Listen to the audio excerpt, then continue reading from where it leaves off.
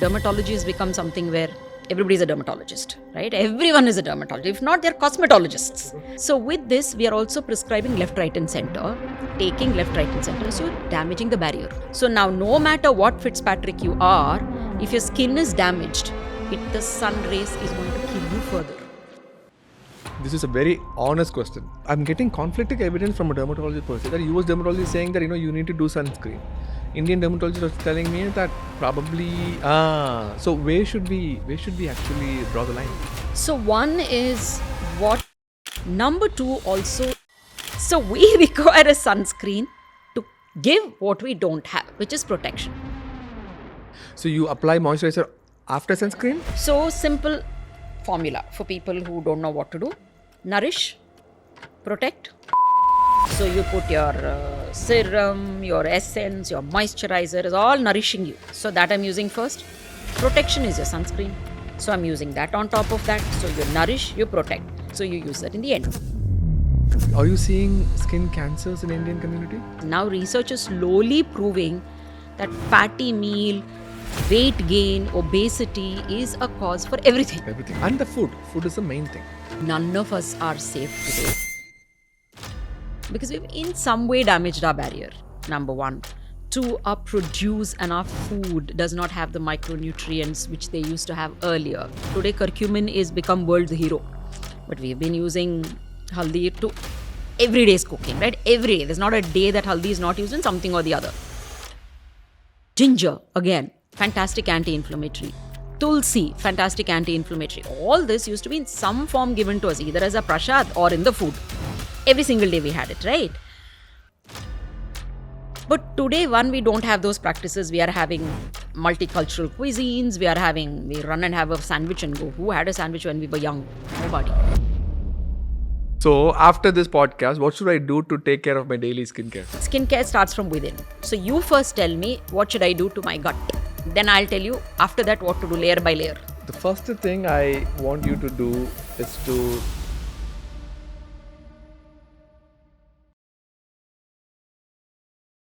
Hi, Dr. Rashmi. Thank you so much for being in the show. Not at all. It's a pleasure. I was waiting to be on this show. That's so nice of you. So nice of you. So, you are a very popular dermatologist in Mumbai. I'm here not to interview you, but just to get a personal consultation. Okay, now I can't say that with your subject, you see. If you need any problem with the gut, I'll help you. You are there for me. So, right off the bat, my main question is, this is a very honest question. I went to US around 15 years ago. At that time, everybody was using sunscreen. Correct. Okay. I told them that hey, I don't need sunscreen. I have a darker skin, so I don't need sunscreen. And they were like, "What are you talking about?" No. You were. So now I'm getting conflicting evidence from a dermatologist person that US dermatologist is saying that you need to do sunscreen. Indian dermatologist was telling me that probably so where should we actually draw the line? So one is, what is sunscreen doing to us that we already don't have? It's protecting us from the UVA, UVB, maybe a little bit of UVC leak in some countries because of ozone depletion. And now we also know it's not just the UV band that we were talking about. Visible light, there's enough papers to say even visible light harms you if you already have pigmentation. For example, melasma. It may make melasma worse if you have even light exposure. Then there is blue light. Now, what is blue light? It is still in the spectrum of the visible light, but it is a highly activated visible light. That is blue light. That's coming from your various gadgets. Blue light is good in daylight, right? During daytime, they say blue light is good. It's all right because daylight cuts it a little. But in the night when everything is off, highly activated light is activated. So it's there. Then you also have the infrared, which may not penetrate and kill you, but it will cause heat and inflammation and burn and kill you from the top. Now, why do we need a sunscreen at all? Is to protect you from all of this, right? Now, we as doctors know there's a Fitzpatrick scale from 1 to 6. 1 being lightest skin, blue eye, light hair, burns a lot, tans very less. While the last is 6, which is darker skin, darker eyes, darker hair, burns very less, but tans very high. then the spectrum in between. So the lighter skinned fellows are light everywhere because they don't have melanin, correct? That is the main protecting factor for us from the sun. That's number one. Number two also is the dead skin on top, which is your stratum corneum. Right on the top is what is your dead skin, which also adds to the protection along with the clumped melanin, which is trying to throw out. So that is also there. Then we also have sebaceous glands, the sebaceous activity, more sebaceous secretion. That Right also is a underneath the skin. type of a protection for you. Now, in a type 1 or a light-skinned person, all this is less. In our type or in the extreme 6 type, all this is more. So practically, this requires a lot of extra protection because you don't have your own protection, while this requires least protection because you have some protection on your own. But like I said, now with newer papers coming, plus what are we doing to our skin? A lot of us today, whether it is doctor prescribed or self-prescribed, dermatology has become something where everybody is a dermatologist, right? Everyone is a dermatologist. If not, they're cosmetologists. So they're all somebody there, experts in their own right. So with this, we are also prescribing left, right, and center, taking left, right, and center. So you're damaging the barrier. So now, no matter what Fitzpatrick you are, if your skin is damaged, the sun rays is going to kill you further, right? So I can't just tell now, depending on the skin color, you may not use a sunscreen. What is the damage on your skin? Number one, where are you staying? How bad is your ozone layer? Is the sun rays really bad? You have a normal, let's say you're somewhere between 3 and, I think we Indians are somewhere between 2, 3, 4 and 5. Up north, the Aryan descent 2, 3. are 2, 3. Then you also have the Mongolian descent. We are also 2, 3, the northeastern guys. While the southern guys who are more Dravidian descent could be around 4, 5. Somewhere in between, we are all 3. Idhar udhar se everywhere. So we require a sunscreen to give what we don't have, which is protection.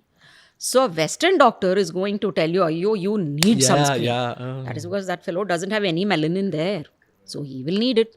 But while our fellows, some of us have more melanin, some of us have less melanin.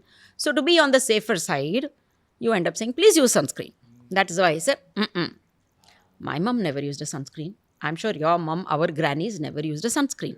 For 2 reasons. One, the sun wasn't that harsh, meaning to say that the ozones weren't depleted, So therefore, the sun didn't kill us so much. 2, our oxidative stress from inside probably was not that much. Inflammation was probably not that much.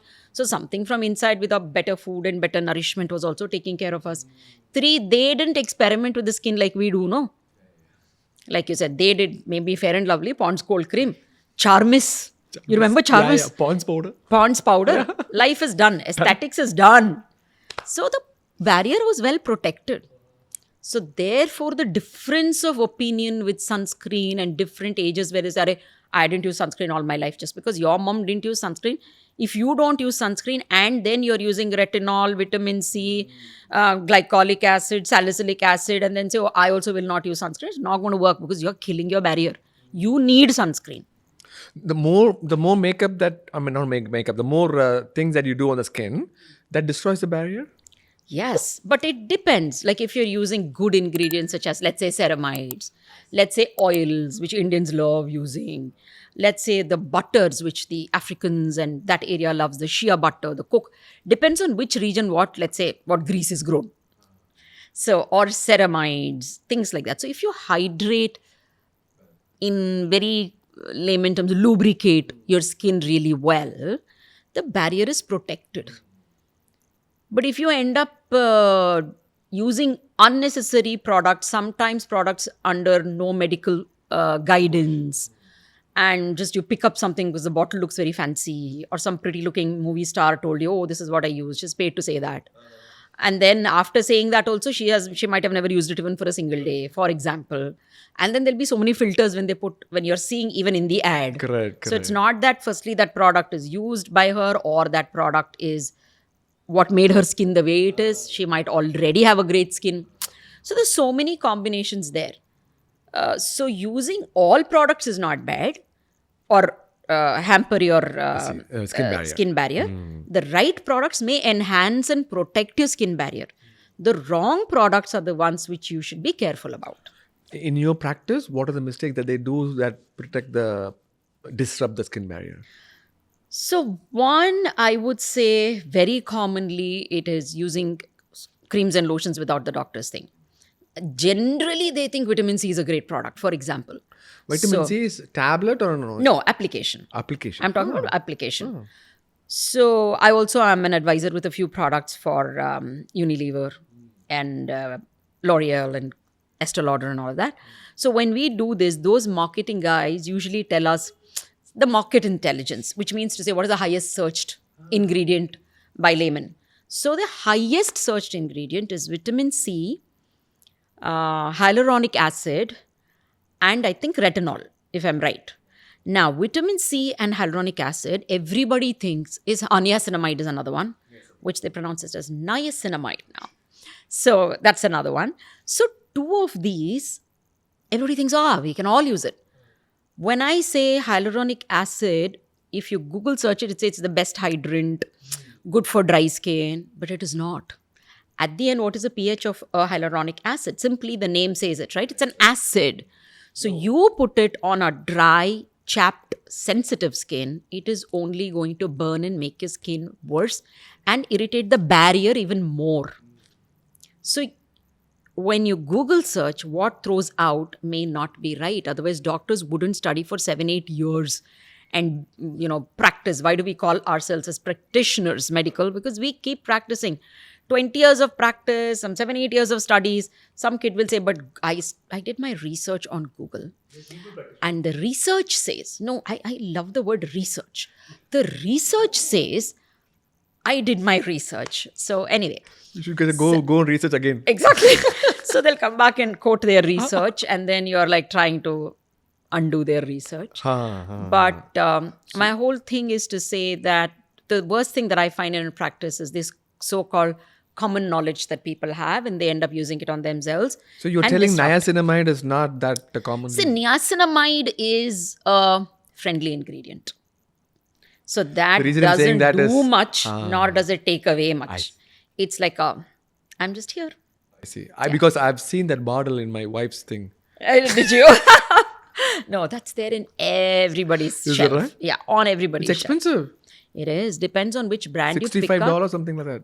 Oh, you are in US. US, Yeah. We are also expensive here. Again, I want to say that, that expense when people look at in a bottle and say, oh my God, you guys have to not pick up something which is cheapest. Don't look at what is the, economical, cheapest, not necessarily. Okay, now, controversially, please don't kill me, all of you out there. No, that's but what I do. What I'm trying to say is...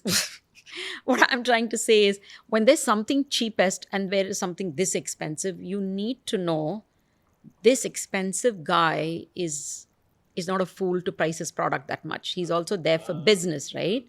Now, if he's priced it that much, the ingredient, for example, niacinamide, can be of different grades, different qualities, different way of putting it together, additive ingredients to support it. Like I said, when it is very harmless, it may not be great as in terms of efficiency or efficacy as well. It's like a retinol. It's a double-edged sword. It could do fabulous, but it could also kill your skin.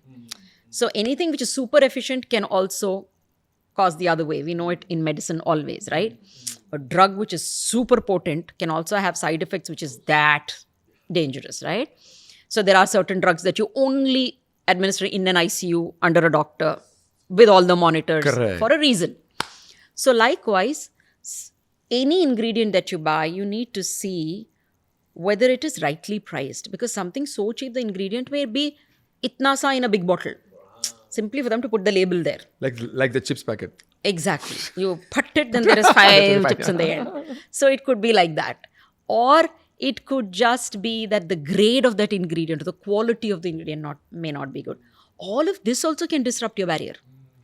Yeah, so it's important to see so many things. Then another common thing that I've seen which disrupt the barrier is acne patients.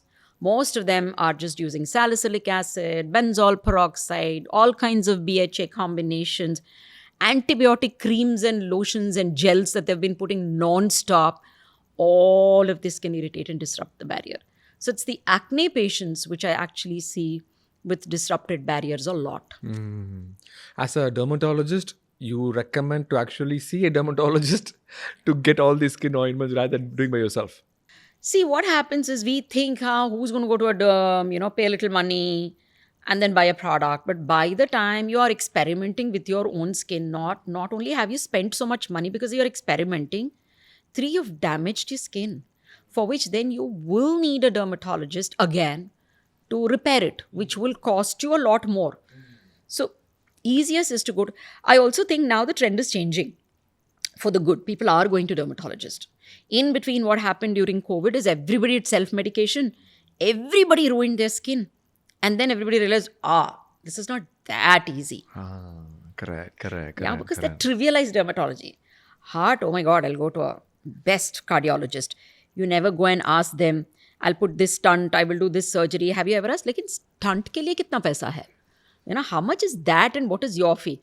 But dermatology has been trivialized so much that people will come and say, how much is it per unit? How much is it for per ml of filler?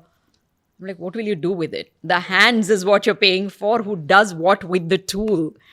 Yeah, so... Dermatology is a topmost specialty in US, right? Even in India now. Topmost. Today it's topmost. It was radiology once upon a time. Now it's dermatology. Oh, nice. So in my case, right? So, I did... so then they said, okay, get a sunscreen. So then I said, okay, so this is all true story. So I went to CVS Pharmacy, which is a online, which is an in-person store. There were so many sunscreens, I didn't know what to do. SPF 50 sounds good. So I just quickly checked up to date. Up to date is a medical literature that you can update. Yeah, I yourself. heard. It's okay. Then it's okay. SPF can range from 15 to 50. I bought it. Okay.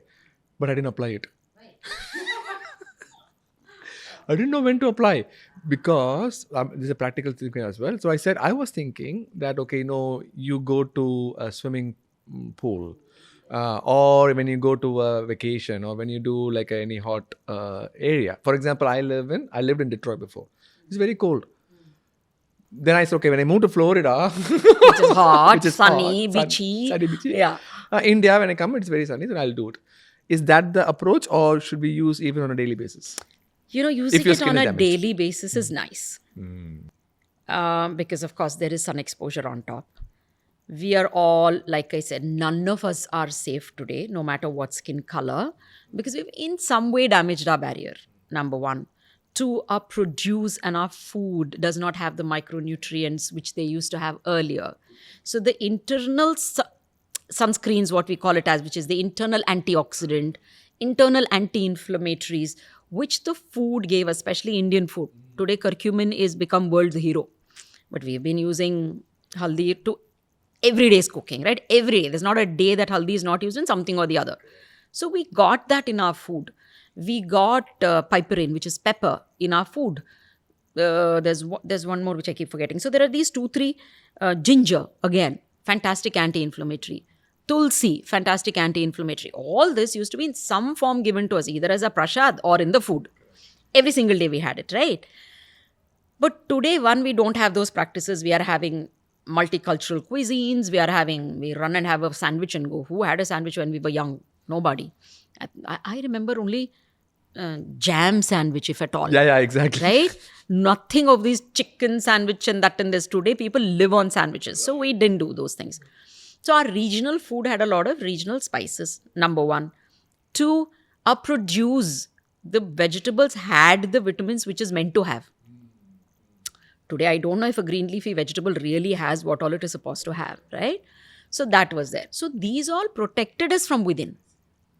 Right now, when the sun hits us, the insult is straight taken. There is no one protecting us from that insult. So either you start having supplements with these micronutrients, like an antioxidant, like an anti-inflammatory into your supplementation, plus use a sun protection from the top. So it is protecting from the short-term, long-term, deeper damage, superficial damage, all of that together. Now, when should you apply a sunscreen? When the sun is up, you apply sunscreen. That is one theory, whether you're indoor or outdoor, because unless we're in a studio like this, which is fully packed, today all the fashion is French windows and really big windows. So some kind of seeping. Seeping is happening, number 1. to gadgets. So like the blue light I was talking to you about initially, which is a highly active visible light.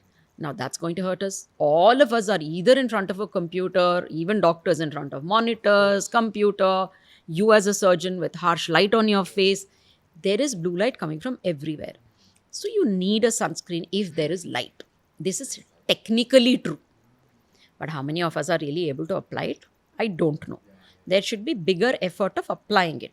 Now, worst case scenario, if you say, I don't want to apply it every day, tell me what I can do. Then you should be choosing things like this. When there is extreme exposure, you go by the beach, you're in swimming in a hot sun, you've kind of gone on a bike ride. You know, anywhere where you know the exposure is a lot. Or you have bright lights in your OT. So these are times that you say, okay, this is extreme damage, so let me protect myself now. That's the least you can do. When you apply, where do you apply? Only on the sun exposed areas, correct? Usually on the sun exposed areas. Ideally, again, you have to apply on all the sun exposed areas. Your face, your neck, your décolletage, your hands, your feet, everywhere.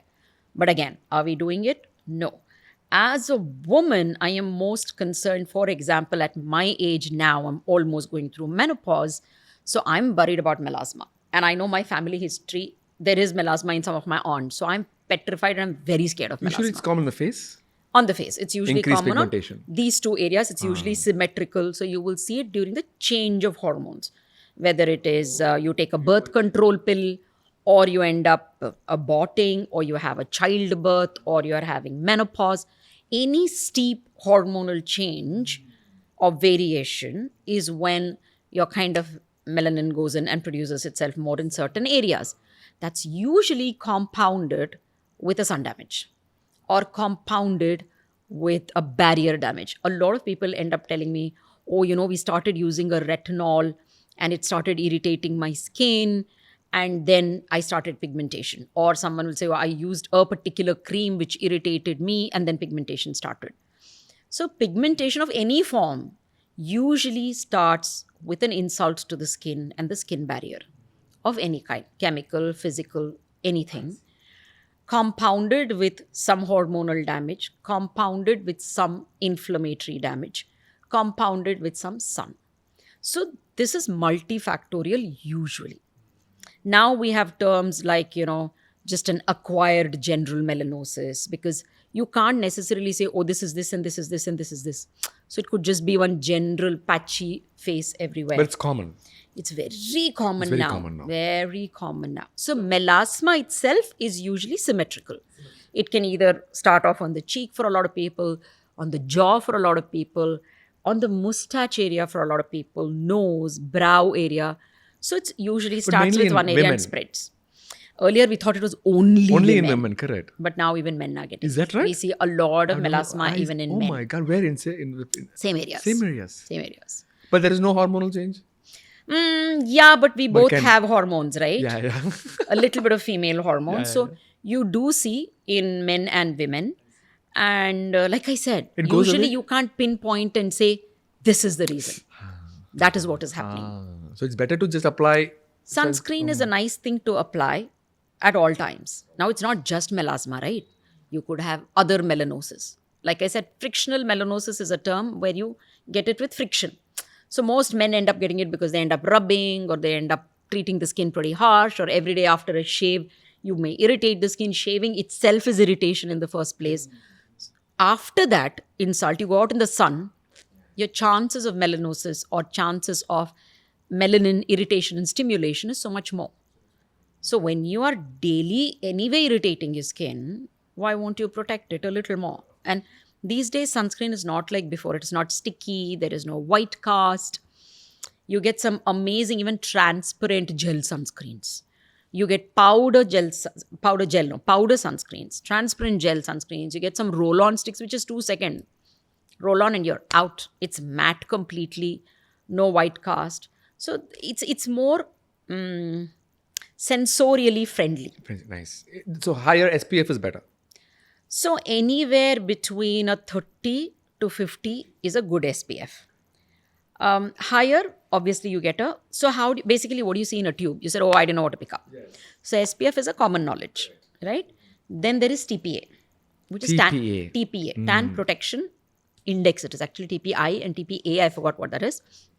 But it's TPA, Tan Protection Index it is, which was again a Unilever's discovery actually, or an invention. So it's a tan protection index they give. SPF is usually by number. So you say 1, 2, 3, 4, 5, 6, whatever, till 100. Till 100. Till 100. I see. But later there were newer papers, earlier higher the number, better. They used to, I remember there was one particular company saying, sport 80 SPF. Some other company, something 70 SPF. So people would, 98 SPF I've seen once when I was traveling. So people used to go crazy. But now the newer papers say after 50, the protection that it offers is only some 0.03 or something like that. That's why many is 50. 99 point something already by your 50. So after that, it doesn't really add more value. So 50 is enough. Each number gives you a protection theoretically of 10 minutes under the sun. Each digit. So when you say 50, you're saying 500 minutes under the sun protected. But there's a trick to it. The catch to it is the amount of sunscreen you need. It's not just the SPF. To attain that SPF on your face, you need to have a spoonful. Wow. So these days we say 2 finger length. So you have to put 2 finger length for your face and neck. But trust me, you cannot look like one cake, no matter how great the sunscreen is. Is that right? So most of us won't do it. So my point is, don't say 50 is 500, be happily, merrily under the sun after 4 hours of applying sunscreen. It is not going to work. Most important thing is you need to reapply. Yeah, but how can you do it? I don't. I'm telling everyone reapply. Well, where do I have the time? Or then I'm like, No, I'm not even applying to start with. yeah, impossible. Yeah, I apply religiously every morning. But then again, to reapply in the afternoon is impossible. I don't have time to eat in the clinic once I get in. Where am I reapplying? I can't. But if you're out in the sun, a reapplying is a very good thing. Therefore, you can choose powders, which can simply go on top. You can just dab them. That's reapplication. 2, there are sticks, which are lovely. That the only time I really religiously reapply is when I'm on a holiday. So I'm out in the sun, I'm doing what I want. I just always, in my bag, I have one sunscreen stick. Usually lasts for 4 hours. Usually. It won't. It won't. Because like I said, we won't apply so much. Even if 2 you're to 3 using hours. 50, 2 to 3 hours reapply. I thought I'm paranoid, like I told you right now, because I'm in that age and I'm paranoid. So every 1 hour, I'll keep putting my sunscreen stick. And my daughter recorded me one day and put it up on Instagram also. So I keep doing it. And I also take my supplements regularly. So I know from internally also I'm protected. What kind of supplements? I forgot. So I take either Ra Bright, Ra Defense and Vitamin C. Bright is a set of antioxidants. Then I take Defense, which is a set of anti-inflammatory. So everything, whether it is skin barrier repair, dry skin, chapped skin, eczema, pigmentation, aging, starts with oxidative stress, leading to inflammation, inflammation leading to the damage. So I take Bright, which is an set of antioxidant. Then I take Defense, which is a set of anti-inflammatory. I take Vitamin C, which is supporting all of these fellows. 3 things make my internal sunscreen and protection, not just from the sun, from all external aggressors. Tablet. So which is, whether it is sun, pollution, simply a busy lifestyle, bad food that you might have eaten, which is inflammatory, it just protects you from all of that. So for me, that is a must. So that's something I take. So I'm protected. And hydration. I keep telling people, you'll think of sunscreen, you'll think of something else. But what's most important to protect your barrier is your moisturizer. So your skin is well nourished, well moisturized. Your collagen is at its best. It can protect itself. So you apply moisturizer after and sunscreen? Then a sunscreen. No. Sunscreen, so simple formula for people who don't know what to do. Nourish, protect, enhance. So you put your serum, your essence, your moisturizer is all nourishing you. I mean, providing water, moisturizer. Whatever it is providing. Your active ingredient, XYZ. So that I'm using first. Protection is your sunscreen. So I'm using that on top of that. So you nourish, you protect. Enhance, let's say, is your makeup. So you use that in the end. So this is for the girls. For the boys also now makeup they're using. So makeup on the top. I see. Maybe it's an innocent question as well. I don't know. We recommend sunlight exposure for vitamin D. You have no rest of the body. Rest of the body. That's what I'm saying. Ideal, when you asked me the question, all sun exposed, I said textbook wise, yes, all sun exposed. But we only put, please, face only half of us don't put. Where are we putting on hand, leg, décolletage, everywhere? And none of us are wearing clothes from here to here unless you're in a cold country like your US in some seasons. Otherwise, there's so much exposed, so many square, whatever, inches exposed. No, you're only covering this much. Neck also, half of them don't put. I have to keep repeatedly pounding. Neck also, they don't bother because neck ages fast, so I keep telling them, put it on the neck. Neck also, people don't put. But I'm saying there's so much. Plus, it's not just sun which is giving you vitamin D, right? Your food is giving vitamin D. Because there is vitamin D coming. But are you seeing skin cancers in Indian community? Not that One, much, right? not much. Two, I'm not in institutional practice. So maybe people in the institution get it, and there could be some specialized dermatologist who do But more if you're not seeing surgery. in private practice, I think it's not that common. I'm not. I'm not. It's extremely common in US. That's true. You're light skin, right? So they You know, have such I see less IBD melanin. patient, colitis. I put them on immunosuppression. It's an annual skin examination is a must. It's a must. Yeah. Also, you guys have the culture of sunbathing still, sun exposure still, jump to the beach. They love doing all that. In India, we're running and covering. Oh my God, I'll get tanned and I'll get dark and we're all covering up, right? So it's not that severe sun exposure that we have. Right. We go to vacation. I go to vacation and With come an back. umbrella and one towel and fully wrapped. They're asking me, are you tan? I said, no, I will like this only. You're born with a I born golden with tan. that, all that. Yeah. So I applied SPF 50 over here. But I was thinking that UVB is the main thing, correct? UV That penetrates. No? penetrates. UVA penetrates deeper. Deeper. UVB is Superficial somewhere is- there. And UVA penetrates deeper. Your blue light penetrates between the two. So it does cause more harm than one thinks. I'm not sure this is a question to you, but sunglasses? I think it's a very good idea because your skin under the eye is very thin. So not that gets pigmented because of UV rays, but that can also get tanned, number one.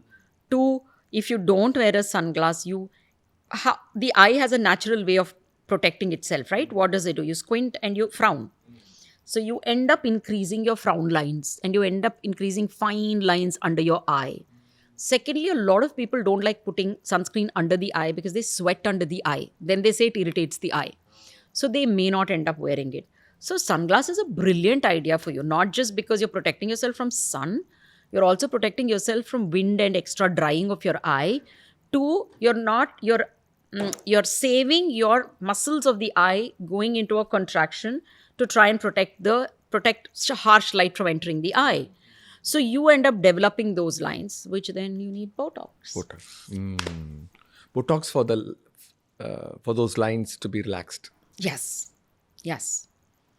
So we are all very aesthetically aware now and nobody likes those frown lines. So then you're just exaggerating them if you don't wear a sunglass on a sunny day. I see. One of the most important thing I think we should definitely touch upon is that internal antioxidant is not there. That is one of the main thing. What the research that I'm involved in is finding out what is this ROS is happening, where is this pro-inflammatory cytokines is being released. And believe it or not, there is a brain, similar to brain-gut axis. There's a gut-skin axis as well. Gut-skin, as you know. So, similar to the gut microbiome, there's significant skin microbiome as well. Yeah. So much now. Now, even the bigger companies and the larger MNCs, who are not necessarily medical cream companies, not the pharmaceutical drug companies which make creams and lotions for dermatology, but also MNCs, which are larger firms which made beauty creams and aesthetic creams, are getting into skin microbiome creams. So let's protect the barrier, let's repair the barrier, let's have whatever barrier repair creams. They're coming up with all of this now. But I don't know how much it is still popular and how much people are really using it. I have started using it in my practice very sparingly for acne patients, because we end up giving them acids and salicylic acid and benzoate, or they have already come to you with the barrier damaged. So then I also want to repair their barrier as I am trying to treat their acne. So that is the only place where I'm sparingly using it. Or there is another term now called over-processed skin, which means like ultra-processed food. Exactly.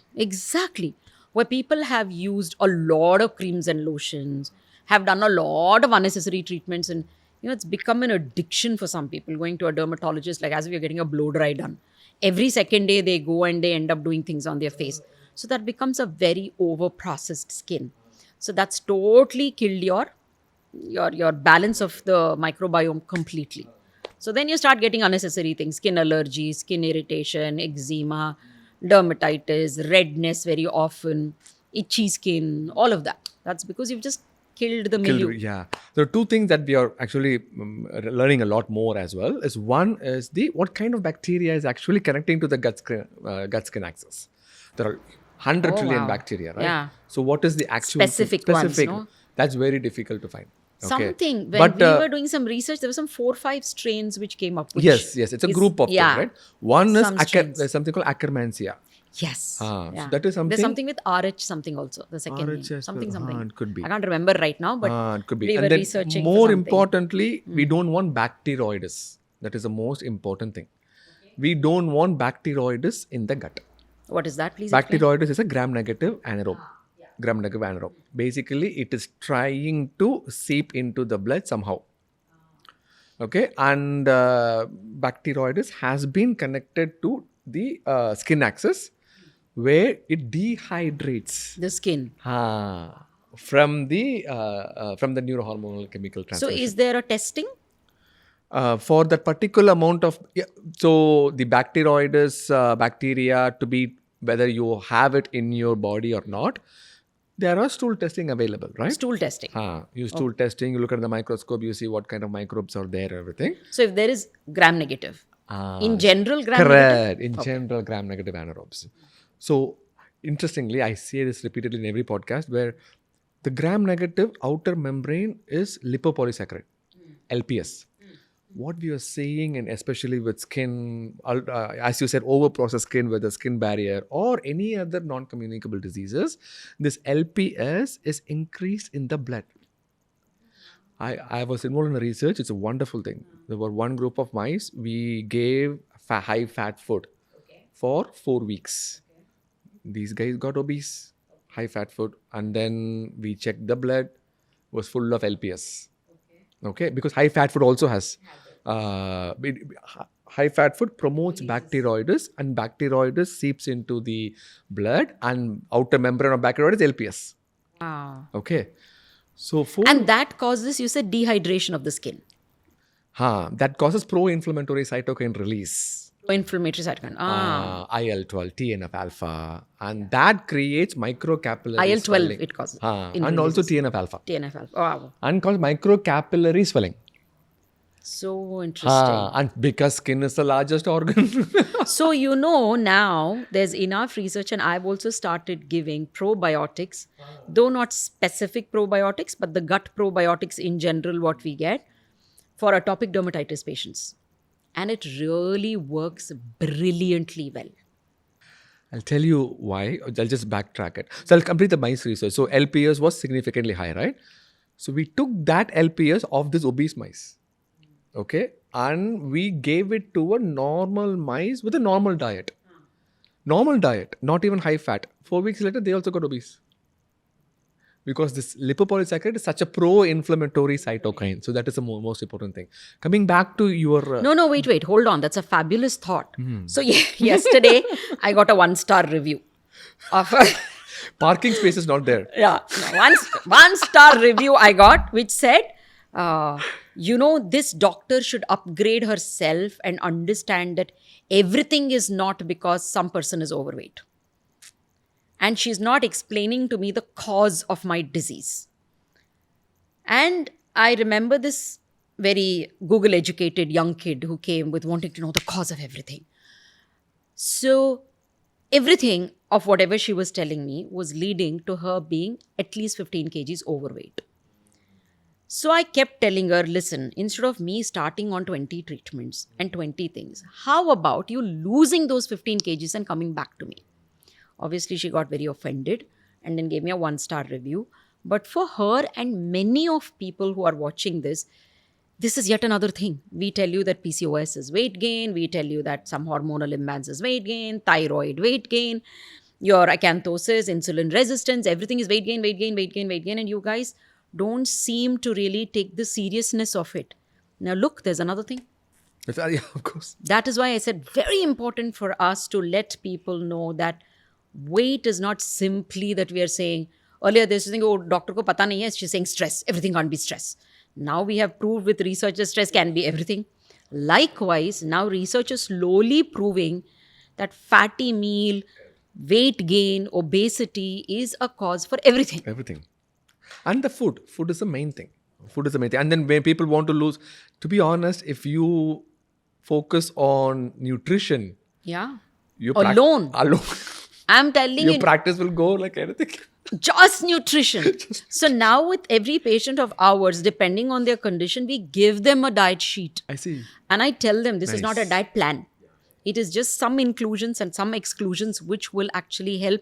Generally, it is reducing inflammation Correct. and reducing the high glycemic indexed food. So I am just trying to do that. But they like it when it is all Correct. given properly. You hit a point very nicely where you spend 20 treatments and spend so much money on all this while you can avoid this McDonald's visit or KFC visit or just eating that extra bhujia and all this processed and packaged foods. That will actually give you return of investment significantly more than all these things. So in other discussion that you meant about atopic dermatitis, it's a wonderful research that has been going on in the gut thing. Okay, there is something called GALT, right? Gut associated lymphoid tissue. So what we are seeing is GALT is all over the lining of the intestine. And what do? They keep on looking for scavenging, right? Yeah. What is good? What is bad? Okay. So now what is happening is in young kids, especially in US, and also that is being catching up on the Indian community India, as well. please, we are exactly there. Exactly there. Where people are overprotective of the kids. Okay. And there is something called hygiene hypothesis. Where, when you and me we grew up in the mud, we played with friends, everything. Now when there is a little bit of a dirt, that's it. They clean it so well and they make sure that they don't play outside anywhere else. That was one more thing for barrier protection. When you said what happens, extra hand washes, extra clean is what made all the microbe die. And then disease increased because the balance went. Sorry. Okay, go on. Just a point to that. You think post-COVID, It increased so much. So much eczema started coming in. So much allergy started coming in. Dermatitis started coming in. Not just because of irritation of the detergent or irritation of things, because it was completely killed the good bacteria from top, and they which is actually protectant. during COVID they said 99.9%. Now, All rubbish. Anyway, sorry, I cut you. Go ahead. so in this gall tissues lined up, right? So basically, if a kid has been not exposed, okay, and not exposed any kind of dirt, any kind of allergen or any kind of thing, this gall tissue gets bored. Oh, Okay, then it then- starts attacking itself. It doesn't know what to do. It is hyperactive. You need to keep it active. So that's why if you look at before, Indian kids usually didn't have that much amount of eczema before. All kind of allergies also. Because they have street foods, they have exposure, and this galt is always active. But now it is not active, it is eating up its own cells. And in atopic dermatitis, you know what? One of the study, they gave actually hookworm. Actual Now come to India, we'll feed you pani puri. hookworm infestation. And then it makes sense where the lymphoid tissue is hyperactive, and eczema and atopic dermatitis is very, very common in people. And if you look at the stool of those patients, there is a clear-cut abundance of bad bacteria. It is absolutely amazing. You think also, my question to you is, we used to, as our practice when we grew up and studied, we used to only give probiotics when you gave a antibiotic with it, right? So we're saying, we are killing it, so let's just add it for just that period, or probably a little more extended period to just recover the gut. Now I'm seeing like a fashion, people are taking probiotic gummies and probiotic this and probiotic that on every day. Isn't it causing dominance of those microbiomes which they are giving? Either way, again, you're killing the balance, isn't it? Right. Why are you doing that at all? But when I do that, again, am I disturbing and leading to more eczemas and leading to more Right. So even though imbalance. lots of research is happening, the only problem that we don't know is what is that one bacteria that is deficient for Rashmi or for Pal. Exactly. That is Very the problem. Let's say it's bifidobacterium that you're giving bifidobacterium. Okay? Yeah, So usually. you give 1 billion bifidobacterium. Bifidobacterium is supposed to be a good bacteria.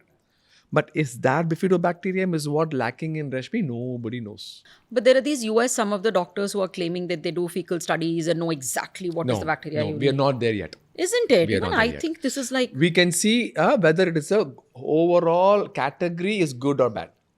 We are not able to isolate anything at all. So that's why we say we don't do stool testing to look at the microbiome on a general basis. There's a very specific group of patients like IBD, all those patients, we look into it and then see, but not for general population for sure.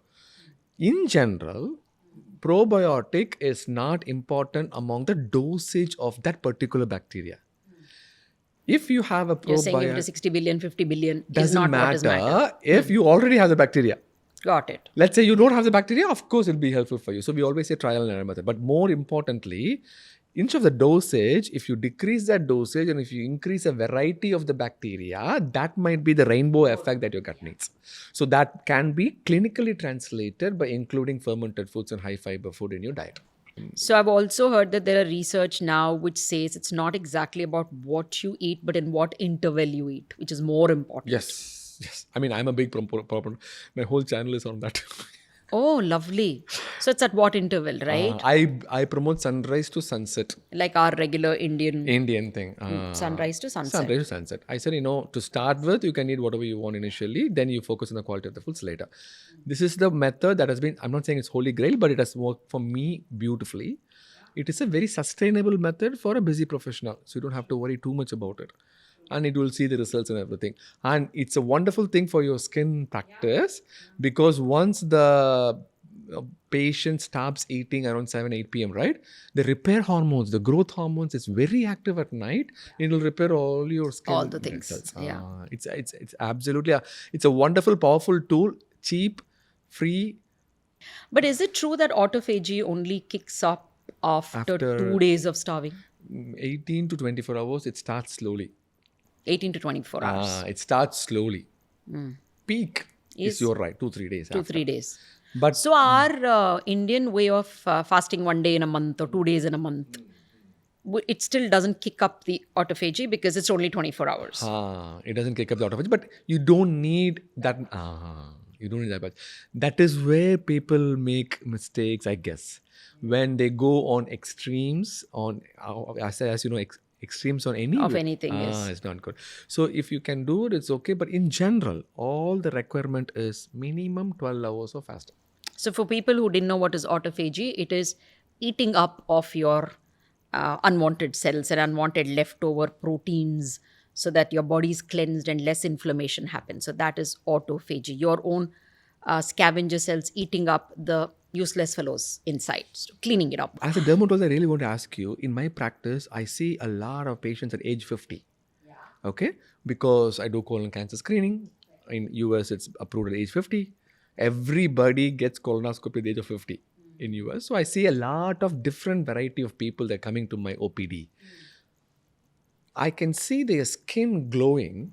And tell how the gut is. Gut already. Already. But I'm thinking, whenever somebody is physically active or they did meditation, some reason the skin is glowing like anything. It's weird. They look much younger. Stress. So the minute you start meditating, your stress levels are so much lower. When you're active, your muscles are working, obviously. So when your muscles are really working, again, a lot of scavenging happens really well. Your lymphatic drainage happens really well.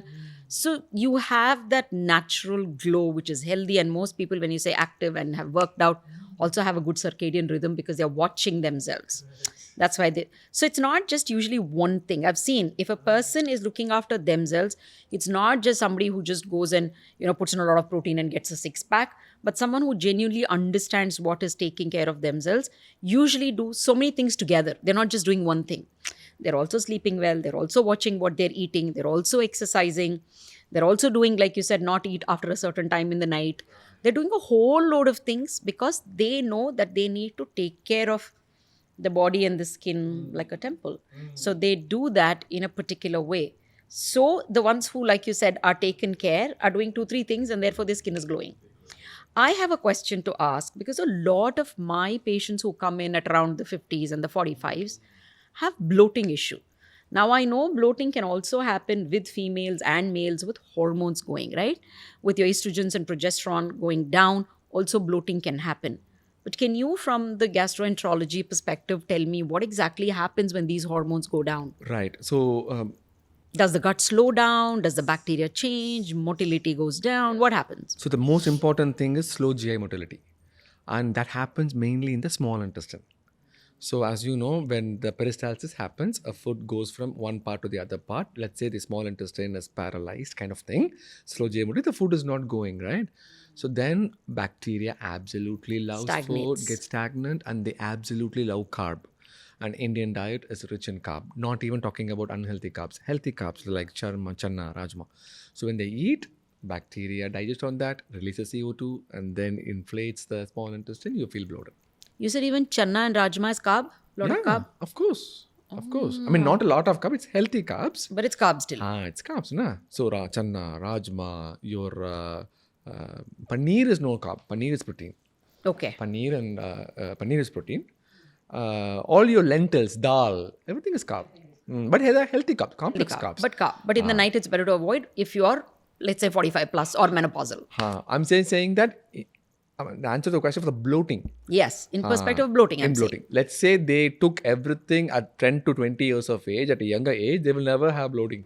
The gut is used to it. They'll have good gut bacteria to metabolize it. Correct. That's the key thing. Now, my one key question to you is, so now we have the Ozempics and the Mounjaros of the world coming in, right? So one of the hypotheses that they work, they are GLP-1 analogs, but one of the way that they also work is by slowing gut motility. Aren't we being counterproductive in the long run? Because most of them who are obese or who are wanting to do this, or just for, let's say, diabetes or insulin resistance who are taking it, are usually at a progressive age, which is maybe, let's say, 45 plus.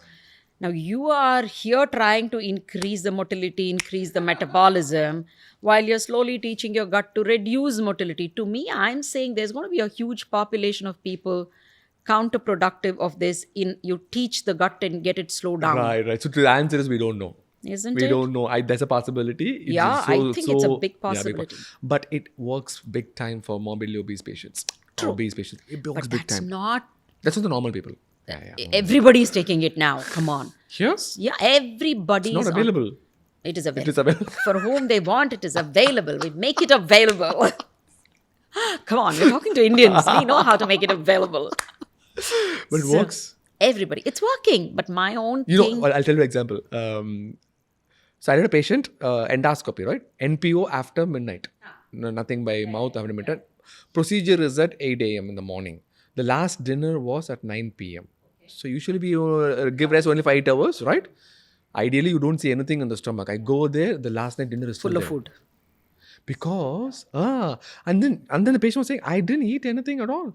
I felt, I had only one dose or something. I felt full. That's it. The stomach is completely paralyzed. So a lot of people are talking about, effect of these things on skin and how they look very emancipated. Their muscle loss is there, all this. For me, all of this can be regained. The bigger thing which is going to be scary is teaching the gut to move slowly, where you're trying to do the other way around as you grow older. I have a feeling this is the one. Yes, of course. We see a lot of patients with nausea. If this happens later, remember, we spoke about it first. Of course, it's absolutely important. I want to ask you about you talked about acne and salicylic acid, right? Yes. I had acne. I saw your scars. Quickly, my dermatology eyes scanned it. But I didn't care at all. Yeah, okay, I was like, okay, whatever it is. Okay, I'm not saying that's the right thing. I'm just saying that, okay, acne, I didn't do anything. So this will be a very good skin for you to understand the natural progression of the disease. Yeah. So acne usually happens young age, right? Yeah. 14, 15. Not necessary. There is a term called adult acne also. There is senile acne also. There is neonatal acne also. So the acne can happen at any time. But what you're saying, I love to highlight that all the time. When you said, I had acne, I didn't care. That's such a wonderful thing to do. I know as a dermatologist, I'm saying this. Why I'm saying this is because I have a lot of young children coming to my clinic with their confidence shattered because of acne. Like, don't let that get into your head so much and your heart. Come on. It's just an acne. It'll go. Number one, yes, go sit. Please don't get me wrong again. Like I said, I'm a dermatologist. I want to tell you, go to a doctor. It's good to address it as a skin issue. Don't make your life go down because of acne. There are parents who bring the children and say she's not going to school. She's depressed because her acne is so bad. And it may not be so bad. But my whole point is, it's just like another skin condition. Don't hurt yourself with it. Don't let your confidence be jeopardized by that. Go to your doctor, get the help, make sure you take care of it, because you don't want scars left behind, obviously, because acne is still easier to treat than a scar is. With all the best gadgets, it's impossible to get a clean skin.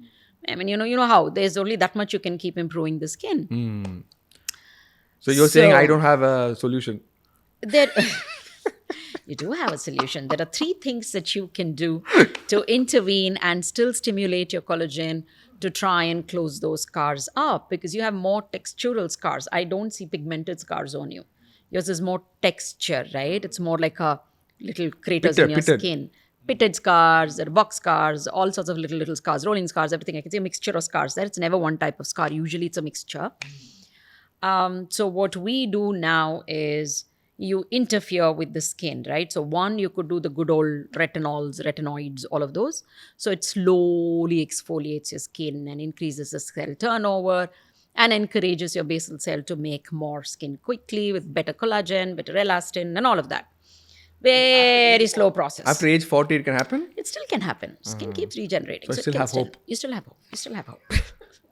So it can keep going that way, but it's going to take its own good sweet time. But what we could do is intervene in the doctor's office. So one thing is, of course, by and large, there are like, say, 3-4 technologies. One is we use either needling. It could be handheld derma rollers, handheld pens, which is needling pens. Or it is more sophisticated microneedling with radio frequency kind of equipments. Radio frequency, you have with waves, radio frequency. Waves. Yeah, radio waves. It's like that. But in that frequency, what happens is your collagen regenerates even better. So this is controlled, where I can penetrate the needle, let's say at a 2.5, 1.5, 3.5, whatever depth I want into the skin, depending on how the scar is. And we can do that. And that is colorblind. So I can do it on your brown skin. I can do it on any skin. So it doesn't give you a lot of pigmentation or anything. So the dermatologist is not colorblind. I mean, no. Yeah. The equipment is colorblind. Thank God I caught you. So then we have another method, which is laser, right? So you can do a little shouldering of the scar. You can just hit the scar on top. There's a CO2 laser, which is more ablative, which means it takes away bits of your skin. So again, the mind thinks it's injury and produces new collagen. So that's wonderful. Then you have other non-ablative lasers, such as, let's say, 1550, which is an erbium glass. You can use those, just create a heat in such a way that, again, collagen remodulates itself. But some of these are not colorblind. CO2, especially on a brown skin, can be very, very tricky. Then you can simply use a lot of gadgets. You can use cutting radio frequency. You could use a good old, maybe a cautery. You can use a freezing technology to shoulder all these scars. Then there are other things where there are today peptides, polynucleotides, simply hyaluronic acid, simply maybe PRPs, GFCs, everything that you can inject in and do it. Into each of your scars and all over your skin to give more bioremodeling, biorejuvenation, more collagen production, etc. You give all this as a combination of IV as well? IV infusion or something? We do an IV infusion, but that may not help your scar. I see. IV infusion is something different. Something different. So these things are mostly at the level of scarring. So that really helps. And the good old subcision, if the scars are really tethered in, then you cut across the tethering or the holding of the skin inside. You cut across those scar tissue. Then there could be acne scar, which is higher than the skin. As in yours is into the skin. It could be hypertrophic scar, keloidal scars. Now, those we can end up giving things to flatten it, and again, lasers to flatten it, all of that. So, either ways, for a textural change, you need intervention. Cannot be done with just creams and I lotions. see. So how long will it take? 1 year, 2 years? Depends on how bad your skin is, how young you are, how well your collagen can regenerate, How what well are your the gut is? equipments. Yeah, how well your gut is. For everything, gut is important. How well your gut is, and everything. Like I keep saying, what you put inside and what you put outside both matters. So only two doctors matter on earth: gut doctor and skin doctor. What comes outside as well? Yeah. Oh God. Yes. What comes outside as well? You guys sit and dissect and examine that also. I wonder how you do it. You. Yeah. One thing I think it's a common denominator for you and me, for both gut and the skin, as I think sleep. Don't you think so? Sleep. Huge. Huge. So a lot of, for me, when I say circadian rhythm, I tell them it's not just that you're getting 6 hours or 7 hours or whatever you like sleep, but it's when you sleep. It's exactly like when you eat. It is when you sleep is important. When your melatonin is produced in the evening or late night, respect that melatonin. Fall asleep at 2 hours after the melatonin is produced, which should be around late sunset, maybe let's say 10 latest in the night. Go to bed. Only then you wake up in the morning with the sunrise when the cortisol will be produced. All that will work well. If you don't, then you're just disrupting the whole hormone cycle and it just goes for a toss.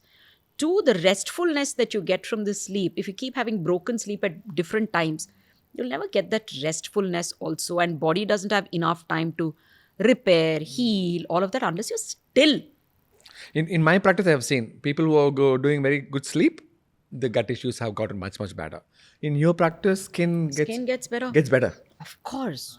The inflammation goes down for starters, if not anything else. Isn't it? Do you also see that? Of course. I mean, in my case, what happens is the brain gets access, gets rest. Yes. Okay, so the next time you talked about bloating, right? The bloating is not as much. It is still there, but not as much because the nerve has the capacity to digest a little bit more. A little tiny bit, like 1% every day. Yeah. I think I'm sure that'll happen to the skin as well. Same. Will that happen with acne or any skin? Any inflammation. Like I keep saying, most things are inflammatory driven today, right? So it's everything is. So you are saying inflammation. that if somebody eats right and sleeps well, you might not have a job? Yeah. Yeah, please don't eat right. No, Don't yeah, sleep well. don't. Simply keep scrolling all the time. Eat junk. And please Google search. Do that and get 10 products, put it on your skin. All of these things you do, and then we'll see if you need me. So anyway, so now my acne, only thing they have recommended was salicylic acid. Which is a fabulous thing. It's a fabulous thing. It's a, yeah. How does it work, salicylic acid? It's a BHA. Salicylic acid simply dries out your sebum. Everything starts with extra sebum. So if it at least dries up your sebum, that is that then not accumulating, sitting there, doesn't become a food for bacteria. All of those things it's stopping. So the whole process gets stopped. Okay, stop. Okay. So again, I told you, Salicylic acid cannot be a blanket ingredient for anybody because sometimes I see people using 2% salicylic acid face wash, then they put a salicylic acid serum, then they're using some salicylic acid night cream. So too much of anything will make it extra dry. Body, what happens when you extra dry the skin is two things. One is, of course, you're breaking the barrier, you're irritating it, you're killing the gut there because that acid is also killing your probiotics on the thing. So you're killing all those probacterias. You're also driving the skin so dry, which is used to staying oily. The feedback mechanism goes and saying, "Oh, skin is dry. Let's work more." So you're giving a feedback of skin becoming too dry. So the oil gland, it becomes counterproductive. It produces even more. So therefore, do not over dry the skin. So, and again, when you're using salicylic acid, ask your doctor if you can also use a benzoyl peroxide. If you can also, so I see some people doing everything. So you may just need one ingredient towards something and another ingredient to balance this. So if your doctor has given you a regime, don't say, I've seen a lot of people sometimes, I would have given them a regime and I am too very conservative. In my prescription, you won't see more than 5 creams is maximum. Day and night together, 3 or 4 I end up giving. In that also, they will say, these two I am not doing, those two I will do. And then they come back later saying this happened. And when you ask them, they will say, ye do we did, but these two we didn't do. There's one category of patients who does that. And I keep saying, no, I have thought of a balance. If I've given you an benzoyl peroxide, then I have given you something else like a ceramide, an allantoin, something to calm your skin as well, protect it and repair it as well. Then again, I'm insulting the acne a little to shut it down. Then I'm doing something else. So my whole orchestra is playing a certain way to get the output of the music that you want on the skin. You take out violin from it. It's not going to sound the same. Sound No, the there. same. So again, Salicylic acid. right from the start, I told you it's a one-on-one consultation. Correct. Okay. Correct. So The I'm 40 longest I now. will ever have. So I'm 40 now. How do I become like you younger when I turn 50? How do I prevent aging? Yeah. You look fabulous for a 40. I mean, not Let prevent me aging. start off by saying. Oh, thank you. Thank you. Fabulous at 40. Few things. One, because you've had acne all your life. Two things that tells us. One is you've had a lovely oily skin, which at your teenage might have been most irritating to you. But that oily skin is also preserving your oils for the longer time. So like I keep saying, moisturize, right? So this is your normal, natural moisturizer. So it's a fabulous thing. So don't kill yourself to dry it. That's number one. Two, when you have oily skin, usually we have seen that the gland size is bigger, pore is bigger, skin is thicker. So thicker skin ages much slowly. Two, if you've had severe acne, there's also scarring. A scarred skin is also thicker because there is so much of extra collagen and elastin that is produced. Sometimes even I've seen there is tethering, skin doesn't come down. It's scarred so badly, tethered and stays there. But again, I'm talking of one spectrum. Right, There's a right, of spectrum where course. it's scarred so badly, they look more aged because it's literally eaten up the skin. Yeah, so bunch of scars happen with very cystic acne. You see that it's, like you said, excavated literally. There's a bunch gone from the skin. So there's a spectrum. So if you have had that little mild acne, a little excessive oily skin, firstly, a man has a thicker skin than a woman has. Then, so all of this adds on to us being more youthful. Plus, as Indians, our diet makes it better for us. Our melanin saves us from a lot of damage of elastin and collagen by the sun. So our aging process itself is a lot slower than the aging of a paler skin, whiter skin, lighter skin, and the West. Wrinkles on this forehead wrinkles and this one, is that considered as a... Sign of aging? Yes, Right? yes and no. And that's But a what lot of people, if you see, have lines when they were much younger. A lot of them have frown lines in there. There are a lot of couple of my actresses who come, they've had lines on the neck even while they're younger. But now as they grow older, they don't like those lines because it adds to the other changes that's happening on the face. So some people may just have lines even when they're younger. So line necessarily doesn't measure your age. But yes, certain lines you have wrinkles, is more an indication of a negative expression. For example, frown is a negative expression. I can't frown, see, because I've Botoxed. It's almost going because I Botoxed very little. I've been Botoxing for a while, so it stays like that. But if you see my smile lines, you can see those things. I never Botox that because I don't like doing it. But frown this is a happy expression. I'm happy to have it. But a frown, I can live without it. So it's not just because it's a negative expression. As you start growing older, your brow starts to kind of get heavy on your eye. So a lot of my patients, when I do Botox for the brow, they come back to me when it wears off because they say, Doc, it kind of gave me a lightness on the eye. Now I can feel heavy again, so please Botox again. So it's not that the line is bothering them, but that feeling of brow lifting off your eye feels so good. Trust me, you'll realize it when you come to my age. So that is one thing. So then there are lines which form on this area. When you do this, there are people which have a lot of lines here, lines which come down. That's another negative expression line, which age or no age, I'd like to knock that off. Then there's an other set of muscles here, which is your platysma, which starts from somewhere here and goes down till your clavicle. Now that muscle gets exaggerated when you start getting older and it kind of hangs like a chicken leg like this. Now that not only gives away the age, and I'd like to do some Botox for that to release that, what it also does is it kind of causes a constant pull to your face. So if I release it, that constant pull down is gone. So it's more preventative. So all my patients, I do that. I love doing that because it's more preventative. You'll be surprised. I also do Botox. Do you? I do. I'm sure for anal spasms, isn't it? Also, Fissures, fissures, and also I do Botox bladder. around the stomach, Huh. around the pylorus. Oh, I have heard this. Yeah. The reason I'm bringing that up is that I just want to emphasize Relax the this. concept of the Botox. Botox is a botulinum toxin. It relaxes wherever you are. You remember the Ozempic that we talked about? It Same paralyzes effect it stomach. gives stuff. Yeah. You inject But I Botox, it heard now relaxes. people have been doing that and there's been botulism in some countries. Turkey, somebody died. I heard of all this and I thought I should make one reel about it, but never mind. You all watch this. Interesting story. Interesting story. There was a patient. We were planning for a Botox. While doing the procedure, the Botox is not there. I said, "Where is the Botox?" The Botox was right here. One of the nurse picked it up and she went home. Okay. Oh my God. We still don't know it's a nurse or a medical. We don't know. Apparently, it's very expensive. So Botox works for skin. Of course, of course. It was an accidental discovery, of course, because the Caruthers who are, Jane Caruthers, who's an ophthalmic surgeon, ended up using it for squint and then realized, wow, the lines around the eyes are gone.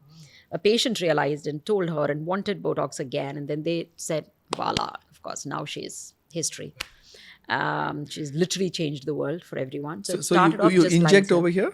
we inject on the muscle that's causing the line. For example, these lines that we are discussing is caused by a muscle called as corrugator, and procerus pulls it down and corrugator pulls it medially and downwards. So that thus these lines are formed. So if I want to take away these lines, it's not just I'm injecting here to the procerus, which also causes a line like this.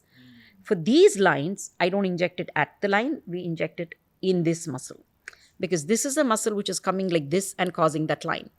Therefore, you get that open-eyed feeling the minute I inject there, not just the line disappearing, but also you get that open-eyed feeling. So whichever muscle is causing that line, we end up injecting it. But the niceness also is whichever muscle is bulky, if we inject into it, the muscle, if it doesn't act, what happens? It shrinks in due course, right? So for masseter, which is here, a lot of people come with bruxism, Yes. and TMJ, pain Pain because over of here. simply biting and Correct. clenching and night grinding. Night grinding. That causes this, and also eventually it also leads to migraine and tension or stress headache. So we end up in all these cases, once the diagnosis of the headache is made, I even send them to a TMJ specialist to see it to make sure that, TMJ is okay, because once I take it out, I don't want dislocation happening. So once we do all of these things, or we also examine ourselves, and then I inject into the masseter muscle, which otherwise gives you breadth to the lower face. So that slims down the lower face. A lot of times people ask me, how do you give people a sharper jawline? Now, if you see, most of them are Instagram educated, right? So they end up seeing a lot of Western doctors putting in a lot of fillers out here to give a more sharper jawline. Now, that in an Indian context can be more counterproductive because in India, one, we don't have an already sharper or robust bone of the jaw. And then a lot of Indian men have big salivary gland here. And a lot of pan chewing, gum chewing increases the bulkiness of your muscle, which is masseter, and the parotid gland, which then envelopes all over here from behind the ear to this area. So this is already bulky. So if you try to define it with a filler, it will look like a line is kept, which is not very aesthetic and nice. Two, it also eventually picks in water because it's HA that we are injecting and adds to the bulk. So I, for one, like to do very little fixing with filler, but what I end up doing is more of Botox there. So we end up reducing the bulkiness of the muscle. Botox also, Dr. Waffles Wu from Singapore is one of the people that I really look up to, one of my mentors. He ended up writing a paper way back, I think in early 2000s, where he also injected it on the parotid gland and shrunk the parotid gland as well. So I like to then inject it on the gland and the muscle to shrink this area a little. So whatever is your mandibular angle and the mandibular bone shows up rather than hidden between these masses. Then I also end up Botoxing the platysma, like I said. That gives you a better face-neck angle because this muscle, instead of staying like this, I've relaxed it, so it goes like this. So it gives you a beautiful face neck angle. Then, if I need, I use energy based devices like a highly focused ultrasound to kind of give you a more lift of this mass, and maybe some radio frequency to tighten and reduce the fat in this area. This eventually gives you a much more sharper jawline for the longer term. Then, if I need to just about tweak the angle to give it sharpness, I may use a little filler or a pre-jowl and post-jowl sulcus to just give it more definition. But I don't like forming this whole thing with a whole lot of fillers. I see. I am so against that. But most common is over here. What's the most common site? Most aware is this, the crow's feet. But now people are aware of even other things, the corner of the mouth going down, the sad tilt of the mouth. The success rate is pretty good. 100% or 90? No. If you give a Botox, it's 100% gives you the result. But then how well the result shows up, how natural it looks, is all dependent on the injector. Injector, Not individual, injector. You have to obviously see the individual and design it exactly. I can't give 5 units to you and to me. Depends on your muscle bulk, depends on how your muscle is working, depends on what is the direction of your muscle, your attachment, your origin of the muscle. Is it interdigitating with other muscles? For example, the forehead muscle frontalis is here. Your corrugators, some muscles, some fibers interdigitate. So if your injection point is a little here and there and you haven't seen it, you can actually drop the brow instead of lifting it. So it's a very, very precise mathematical job. While filler is a very precise artistic job. Wow. Yeah. How often you do Botox then? Usually? 3 months? Once in 3 months? Once in 3 months. Yeah. But there is a lot of studies coming now. The newer ones, there is a toxin which has come up, which lasts a little longer. But I think they're just playing with the number of units. Higher dosage, it just lasts longer. So it's not that it's really a great invention. But there's also one more that they're doing because the onset of action of Botox depends on individuals. So it's anywhere between 1 day after the injection till up until sometimes even 7 days after the injection. But they have just come up with a new one, which is still in research stage, where the Botox acts within a few hours, but also lasts only for a few days or a few hours, I think. Now few days. And that is just so that in case you've never done Botox and you want to see how it looks, but if you don't like it, you don't want something which lasts for 3 months, then you could do that as a starter kit to just see how it looks. Or you've been so busy that you couldn't go to your doctor, but then tomorrow is your wedding. Or tomorrow is something very important. What do you do then? So you just go to your doctor and, within 3 hours, it's going to act and I'm going to look perfect. I see. Yeah. Supplements for anti-aging? Oh, yeah. So collagen, of course, is the most popular one. But I need everyone to know that vegetable collagen doesn't really work. What really works is 2 forms. One is bovine and one is... Bovine is from pork. No, bovine is from cow. I'm sorry. How do you call it? Porcine. Porcine. Porcine. Yeah, I'm sorry. Yeah. Is from the pork. Yes. And then you also have marine from the fish. So these work. But what you see in India is usually marine. Bovine is usually not sold in India. But marine has obviously a bad odor and maybe bad taste as well. But when you get it in powder and liquid formats, what happens is they end up adding a lot of additives to mask the smell and taste. So I keep telling people, I like it in the tablet form, which we have, which is Raw Hydrate, which has not just collagen bound in a tablet, but we also have things like lutein, which is, all our Aftal friends give it lutein for the eye to remain moist. So we have lutein in it, which kind of really holds on to the hydration. We have edible hyaluronic acid, which is sodium hyaluronate. So all of this makes Hydrate a better hydrant to the skin. It's not that you eat collagen and it goes and becomes collagen. You're eating certain amino acids which feeds into your cells to make availability to make the collagen. So therefore, it's very important, the sourcing, the way you do it. So this is more bound in a tablet. Protein supplementation? See, protein supplementation will also lead to better collagen anyways. But again, you have to see the form of protein. If you end up... So there's enough studies to say animal protein is more inflammatory, right? Am I right for the gut? So animal protein, the final protein content comes out well. Okay, so let's say you want protein 70 grams. One whey protein of 30 grams and plant protein of the same 30 grams. The 30 grams will go inside the blood out of the 70 grams somehow, right? But what is happening is the gut bacteria responds better to plant-based protein. Soy protein and pea protein has been shown to promote bifidobacterium and lactobacillus. Oh, wonderful. Okay. But whey protein promotes bacteroides. Inflammation. Bacteroides. Bacteroides. Oh, so the gram-negative one that we are talking but about. let's say your immune is tight, your junctions are tight, then no problem. The gram-negative will not come inside. So no problem at all. So if you're a very young, super healthy person, it is still all right, you're saying. It's all right. And if your gut is functioning well, there's no leaky gut, there is no nothing. Nothing. It's okay. Then you're fine. Animal protein causing, this is a lab finding.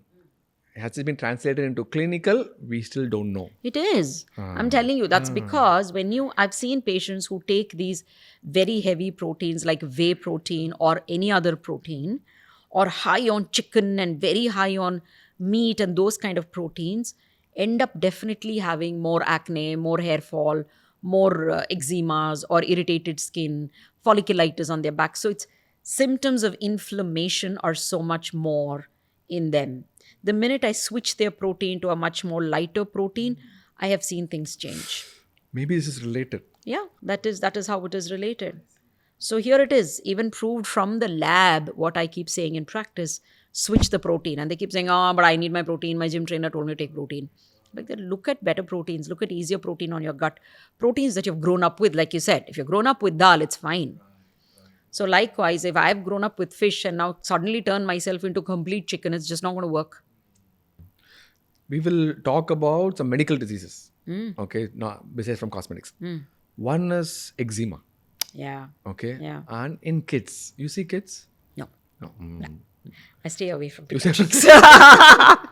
adult eczema? Yeah, adult eczemas we see. Adult eczema. Precipitating factor, most common? Most common, of course, one is it runs in the family. So that's there. Even kids we see, not that I usually, if they're very small kids, I send them away. But otherwise I do. Two, like you rightly said, it's the abuse of the gut. And most of them are either obese, gut abusing, insulin resistance, I see a lot with eczema. Bad diet habits, like we said. Pollens. A lot of them also have irritants, surface irritants. It's like endogenic and exogenic, right? So any of these factors. Most common mistake that people with eczema do? Over cleanse. Over cleanse. And only apply the steroids and forget that when the doctor gives you steroids or immune modulators, you end up we give JAK inhibitors also these days. So all of these biologics, so many things are there for eczema. But they end up doing only that, the medicine part of it, and forget that the basic is protecting your barrier. They end up having things like 2-hour bath, hot water bath. All that is ripping the natural oils. Simply changing a few lifestyle things. I tell them, quick 2-minute bath, cut down shower, and that's anyway wasting water, harmful to the environment. Not just that, it is also harmful to your skin. So bucket bath, mix oil into the bucket and have not very hot, not very cold water. And hot water irritates, dehydrates. It rips, no? It dehydrates. Dehydrates. So then, like when an oil stain comes on your cloth, what does mama do? Wash it in hot water, right? So it rips it off. It makes it, emulsifies it quicker and rips it off. So we don't want that happening. And then things like aggressors, gut. Like I do a food sensitivity test in most my eczema patients. So sometimes it may not be generally what we think is, we tell everyone cut dairy, cut gluten, cut sugar, for example. But I've seen a lot of patients, it's some vague thing like almond. For my mother, it was methi. So you never know what is it that your gut is sensitive to individually. Like you said, which is your bacteria, we don't know. Like that, which is that food which is doing. In general, I tell them this you cut. But I still make them do a food sensitivity test, or easier if they don't want to do those tests and if they don't want to spend that extra money, you could simply maintain a food journal. You will find your pattern yourself. You will know what I ate, where I went, what kicked my eczema today. And mostly it's also stress. It's a huge factor to also kick your eczema. Exams they have, any stress, any emotional stress, eczema becomes worse. So that also happens. And I was coming to the commonest mistake. So they apply the medicines that's given by the doctor, but they forget to apply the moisturizer. The most important thing in eczema is to try and repair and hydrate your barrier back and nourish it back. So, application simply of a good emollient, of a good moisturizer, and applying cold gauze on it or cold muslin cloth, wet muslin cloth on it, which increases the absorption of the moisturizer, itself is enough. You do that, you change your bath practices, you make sure your gut is in a healthy place, reduce inflammation into the gut. I also give our Rad Defense that I was talking to you, which is anti inflammatory, to all my eczema patients, along with our hydrate, because I know from internally also hydrating them is important. So you give them that. Start with simply a spoonful of ghee or spoonful of coconut oil in the morning. All of these are big additive benefits because there's no cure for eczema. You're just keeping it under control at all times. So these are your must to do. Then whenever there's an exacerbation, your dermatologist will tell you depending on their experience and what they want. And each one of us have a comfort drug or a drug with experience that we like. So you end up giving that. But the biggest thing for eczema is how you take care. Wow. Yeah. You were saying that if they do just all this, most of the times the flare-ups Its frequency flare-ups will go come. down so much. Flare-ups go down so much. Then you keep your medication only as an SOS. If you require, when you require. The other common thing, at least in the US is a big thing, is the fungal infections. That is a big thing in India also now. Just doesn't go because everybody is using steroid combination with antifungals, which is easily available over the counter. Then ये मरता नहीं है, ये जीता नहीं है. It becomes like that. ये the antifungal उसको जीने नहीं देगा, steroid उसको मरने नहीं देगा type. So it just sits there sitting.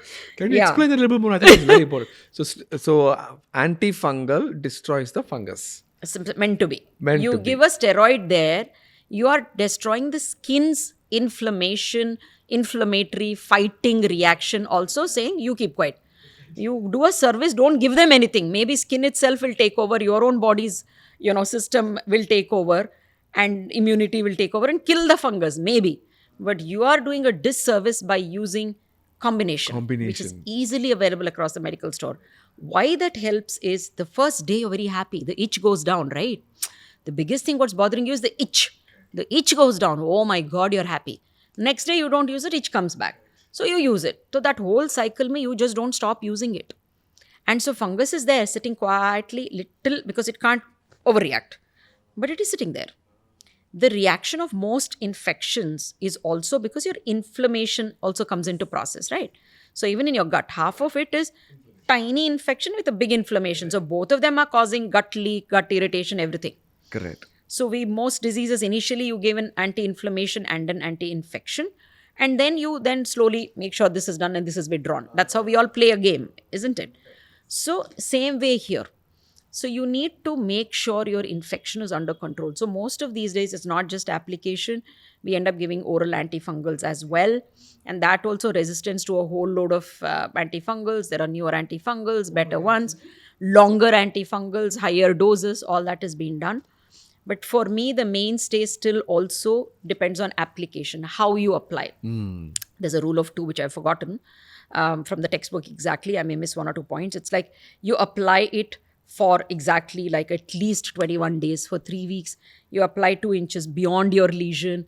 You apply it for some 2 minutes. You keep massaging it in. Apply it 2 times, but I tell my patients apply 3 times. So for that 21 days, you end up making sure you apply it, making sure you apply it to the right quantity, Which right one, anti-inflammation area. or Antifungal. Antifungal. So that is what you do. First 2-3 days, you can take an oral antihistamine if you don't want that itching to happen. You take that anti-inflammatory in different format, but not like a steroid. So that is what you end up doing. And keep applying this antifungal, continue it. After some 4-5 days, you may not even need an antihistamine.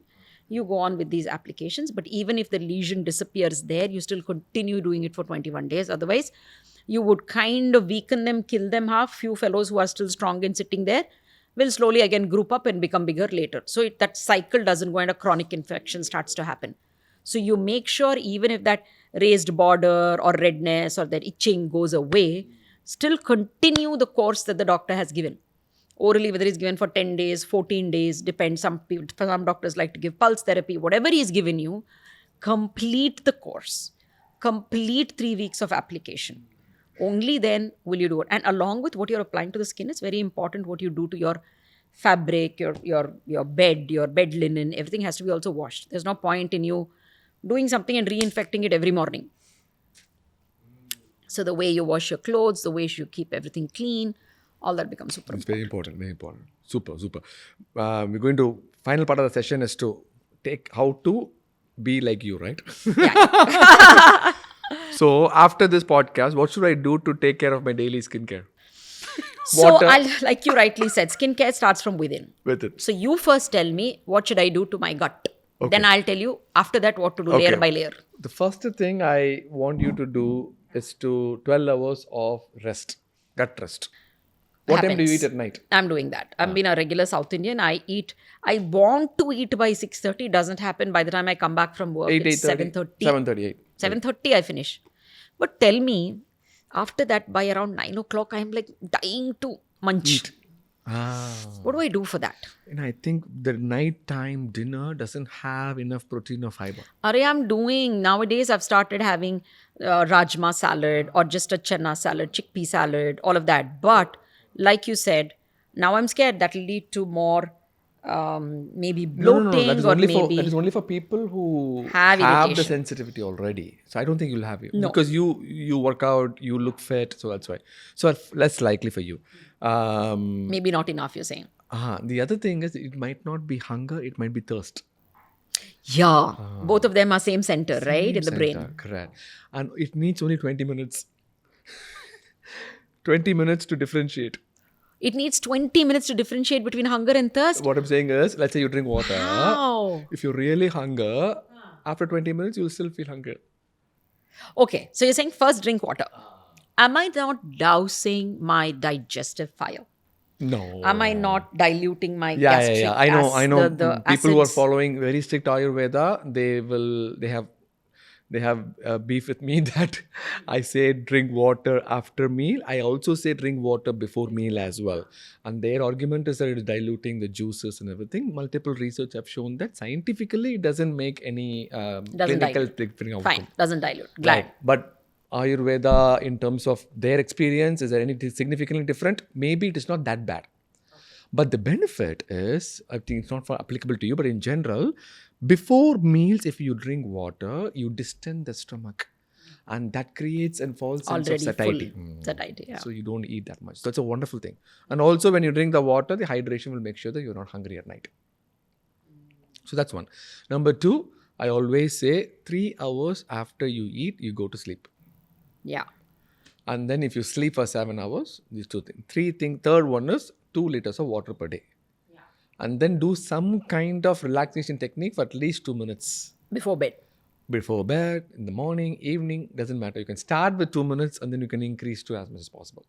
If you just do these 4, your gut will love you. Your gut will give it back to you. Your gut will support in any and every way for any kind of disease that you have. I keep on saying in the podcast repeatedly that all the non-communicable diseases start from the gut. Yeah, you diabetes, hypertension, you give medications, but why don't you... The cool thing is my Periyappa in Tamil Nadu, he is taking metformin. The same time he's taking laddu as well. He's taking? Laddu. I said, Periyappa, sugar is going to go. Don't worry, I'll take one more metformin. One more metformin. Yeah, it'll cut it down. Cut it down. Yeah. So as long as the intake is there, then there is no point in the tap is still leaking. So if you do all this, gut is good. Then I would imagine the skin will be also good. Yes, 100%. That's why I said it all starts from there. So these points, if we remember, that's great. So what I do for my skin personally is exactly this. I make sure I don't eat after 7:30. These days when I feel that I want to eat, then I either just eat a small little fruit or a small bit of dark chocolate that really gives me that satiety. Happily, I'm happy. So I do that. I go to bed around 10ish. 9:30 I'm switched off. By 10ish I go to bed.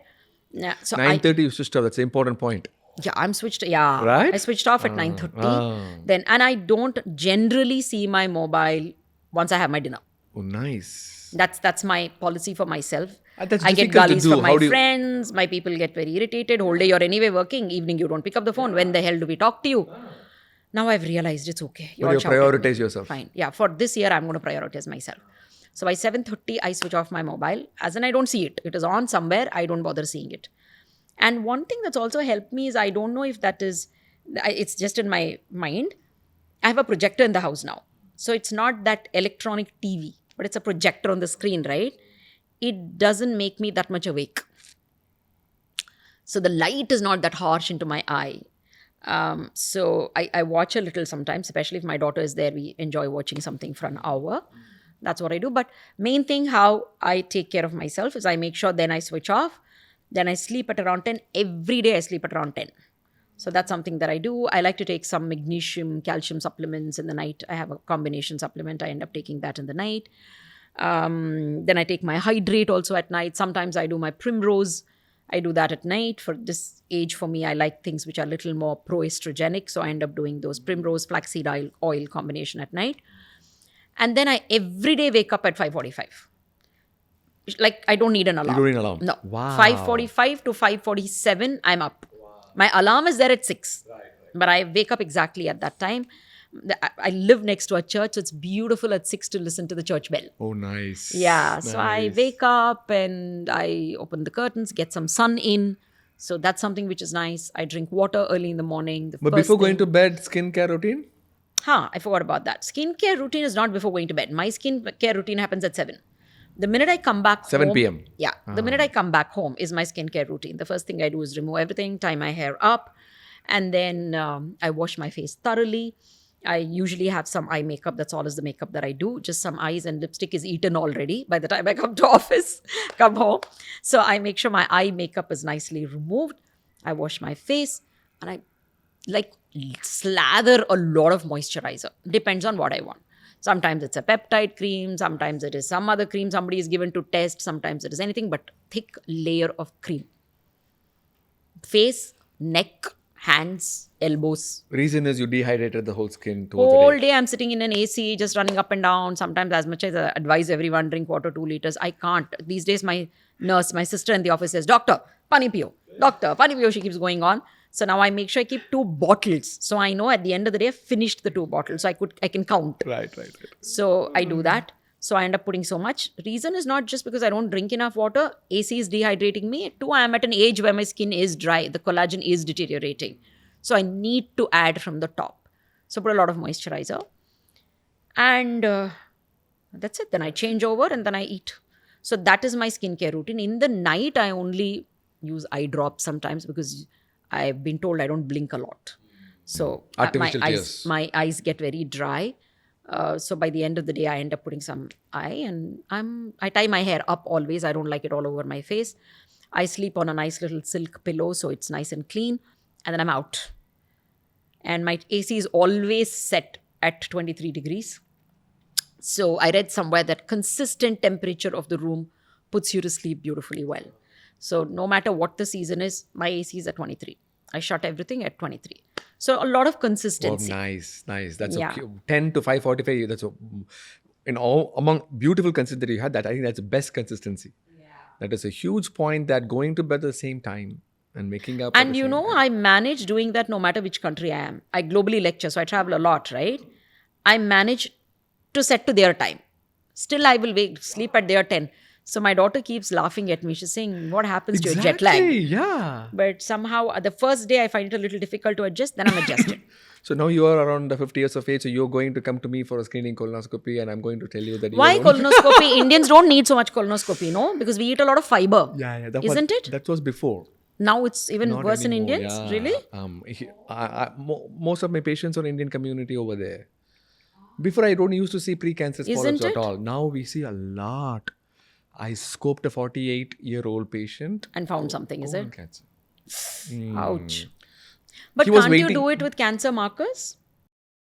No. Colon cancer blood marker is not there. There's yet. no marker at You all. can do a stool testing for blood. That's all. You could do that, yeah. Once But a year. by the time occult blood cells are seen, isn't it too late? No, it's not too late.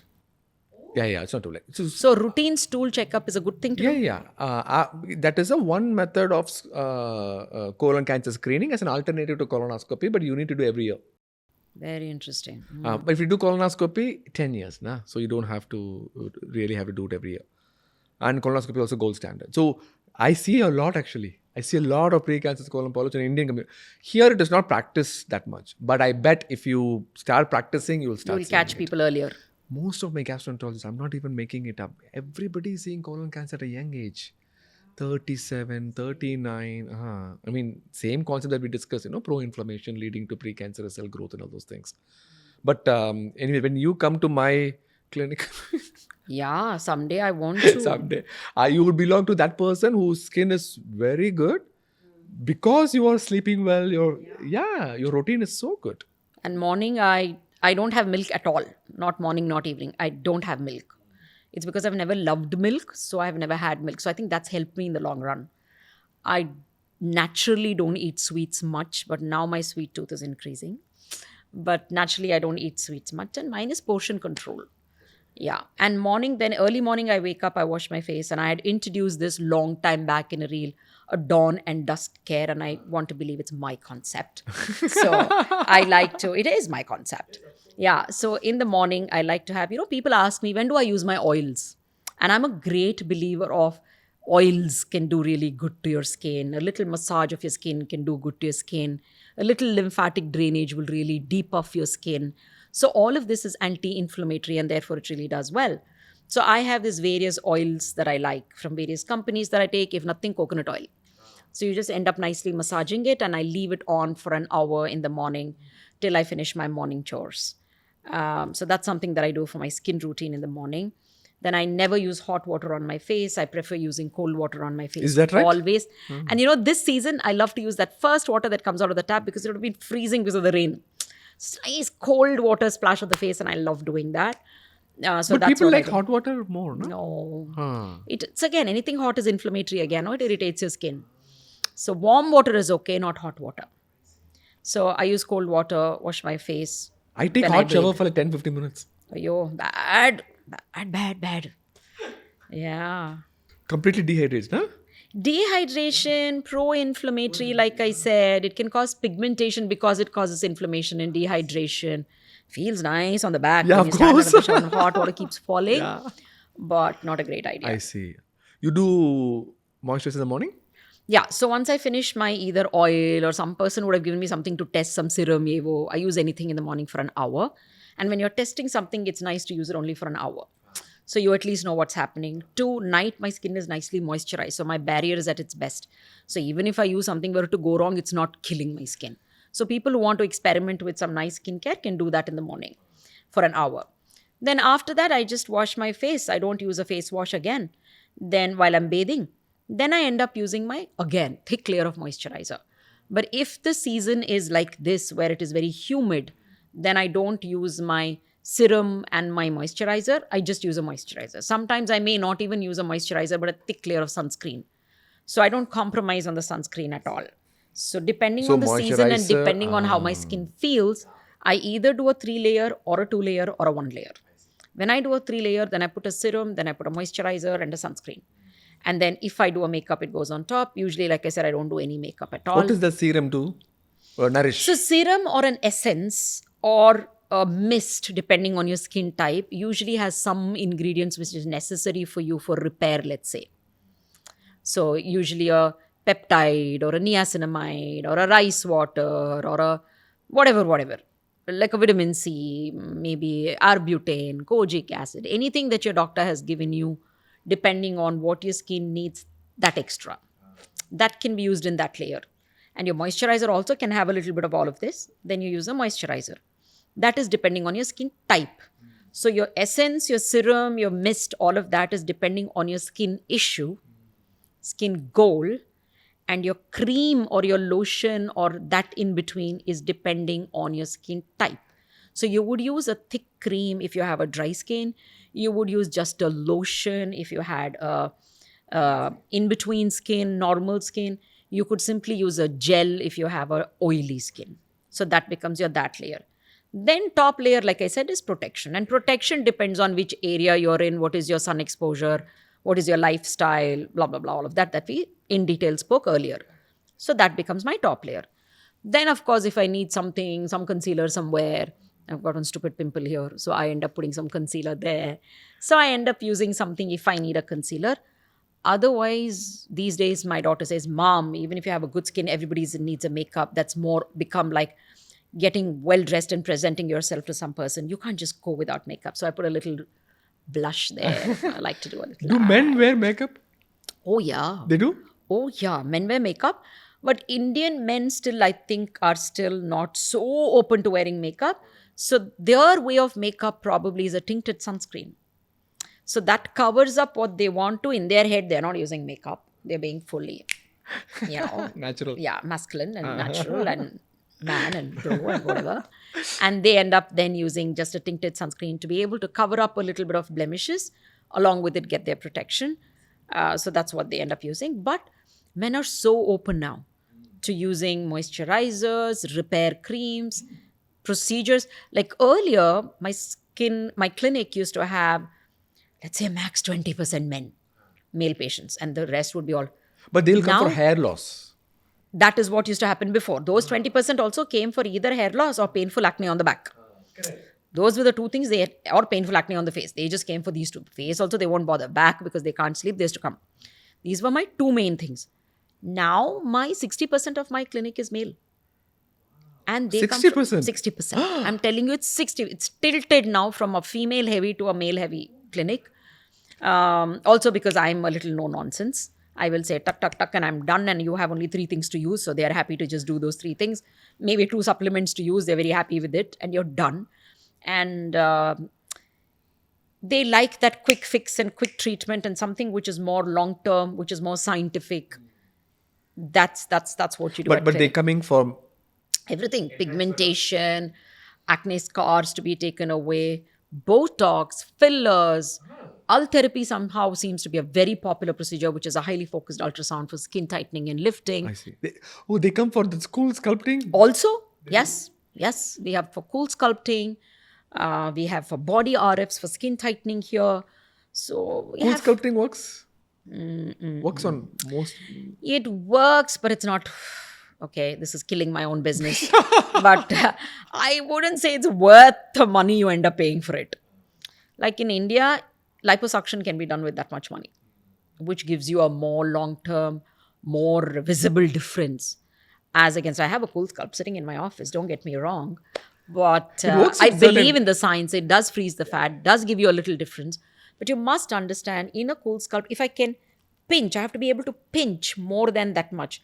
And each probe is how much I can pinch. So your biggest probe probably can pinch this much of your fat. So if you're looking at this area to be done, I have to do a pinch and a pinch and a pinch and a pinch. So it's that many probes. So that X number of monies you have to spend on both the sides to get a little bit reduction in the fat in that area. So it's not something that you can just do a 20,000 or a 30,000 and walk away. Yeah, if you do it in a legitimate center with the original cool sculpting machine, your minimum bill for one area will at least be a couple of lakhs. Right. So for that, I'm going to give you a little bit of a difference. It's very popular among people who are already lean enough, get to their ideal weight, but I only administer it to people who have a stubborn pocket. I keep telling women and men to lose just this much, the love handle, or lose just this much, or the lower belly. You don't lose that another 5 kgs where you will look so thin and the face goes in and you start looking older and unhealthy. For that, then use the gadgets. But don't use it to overall sculpt and overall reduce. It is not a great tool. So that's a problem in my skin. Half the times I keep telling them, don't do this and don't do that. And some of my machines will just be sitting there. I would have bought it, but it'll be sitting. So if I don't think it gives you the worth of the money that you're spending, Right.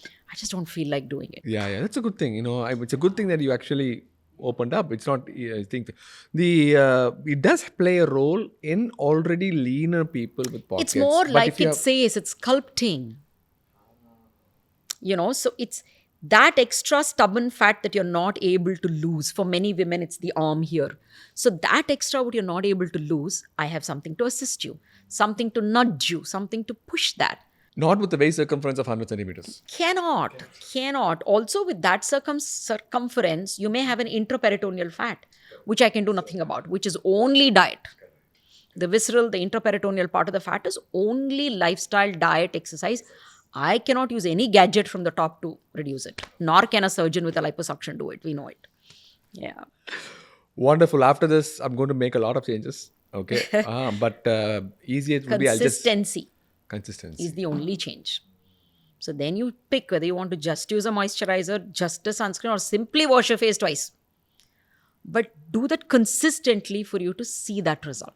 Washing the face with a soap. Yeah, use a soap. I don't care. I'm not telling you necessarily use a sophisticated face wash. Hands and a good soap is also good enough. I don't like a soap because that bar stays there, right? And every soap has fat in it to make the soap the way it is, right? There's fat included in the making of the soap. A fat is also a good medium for bacteria. So you use the soap and you put it there. None of us really sterilize or keep it in a sterilized container. So it's attracting. You use the soap, somebody else uses to wash their hand, then you end up using it on your face. Hello, what bacteria is sitting there? So you need to be a little careful of that. So I like something which is a face wash or a body wash, which is disposable. I mean, something that you can squeeze out, you're using, you're throwing. So that at least is packed and sealed and clean. Is the body wash is more dehydrated? If it is very perfumed, it is very strong, it can get dehydrating. I see. But They say soap is better for hydration. No, there are hydrating body washes, creamy body washes. There are nowadays body oil which turns into a lathering wash. There's a beautiful technology of oil turning into lather. So there's so many things now. What do they call it? There is a word for it. I'm sorry, I've been speaking for 3 hours now. You haven't fed me beyond my feeding time. So my brain is not working. The gut axis is kicking in. Brain is not working. No, skin axis is working. Yeah. So there is in some engineering, some word is there for it. Technology. There's so much tech improvement in creams and lotions. It's amazing. It's amazing. Creams and lotions all together. Creams and lotions. Wow. Beautiful. Super. Thank you so much. This has been amazing. So much information. No, I loved it too. I think either I do the things that you're asking me to do. If not, I'll be the 61% of the men. Please do. More than welcome. Come to your office. I keep saying my pride is not about treating a star or someone big from the business house. My pride is in treating a lot of my fraternity and their kids and their mothers. When they trust me with their faces and their thing, I feel like, yay, I'm doing a good job. I've achieved. Of course. That is there, right? Isn't even it? me, Even for you, no? If somebody comes me, I want to get the colonoscopy done by you. Yeah. You feel, okay, Our good. doctors come and doctors trust their children, Correct. their parents with you. You feel so... Correct. Because you don't get that validity anywhere else. You don't know whether you're doing right thing or not. If more than a week or two, no doctor friends are calling me, I'll call them. Yeah. Who's coming? Come, let me see your bum. Super. Anyways, thank you so much for your time. It was wonderful. Thank you. Thank you. Thank you so much. There was a wonderful discussion. Actually, when two doctors talk, I think each of them are very excited about their other field. And I learned a lot from her and I think she learned something from me. So it's a wonderful thing. And we both agree that, gut is the common thing, even for skin. So that's why the podcast is Gut Feeling with Dr. Pal. Okay. So again, from this podcast, I want you to understand what we talked about. Number 2, if you understood anything, please write down in the comment section so that the written format will make you register in the mind. I really want you to implement whatever you are learning in your daily lifestyle rather than just moving on as a next video. Thank you so much for all your continued support. We also have 2 new YouTube channels, Gut Feeling with Dr. Pal Clips and Gut Feeling with Dr. Pal Shorts. These are all short segments of 10 minutes or 1 minute reel from the longer 1 hour podcast tailored to your needs, so that's highlighting the salient features. If you are a person who wants to listen to a podcast and you don't want to see either during commuting or during driving, please check out our podcast link of Gut Feeling with Dr. Pal and please consider supporting there as well. Again, as usual, one belly at a time. It is absolutely important. I'll see you in the next video. Bye.